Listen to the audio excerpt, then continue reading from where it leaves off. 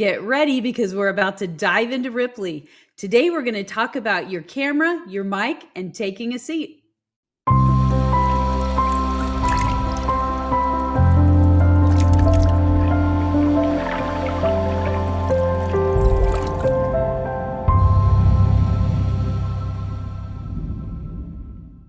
When you first enter a Rippily room, this is what you see. Your camera is off and your mic is off. So normally the first thing I do is turn on my camera.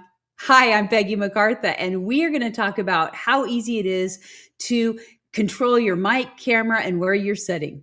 I normally turn on my camera, and if it's appropriate, I'm going to unmute myself. Now, maybe I don't want to set here. Maybe I want to set over here. So all you have to do to change drops or to change seats is just click on them. Now, as a moderator, the seats or the drops can look however you want. You can have images in them.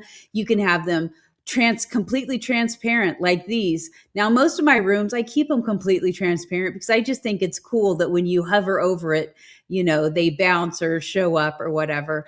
But either way, however you decide to set the drops in your room, all a participant needs to do is just click on a drop and they move. It's that simple. Now, sometimes when people come into the room, they're like, hey, I can't unmute. And if that happens, it is almost always because their browser does not have permission. So if that happens, they do need to go into their browser settings and just toggle over permissions for camera, speaker, mic, all of those things. And those are found in the URL bar in most browsers, and you just click on that and allow permissions, and then they're able to unmute and turn their camera on. That's how easy it is to get into a room, have fun, and talk on Rippily. I hope this was helpful, and I can't wait to see you next time.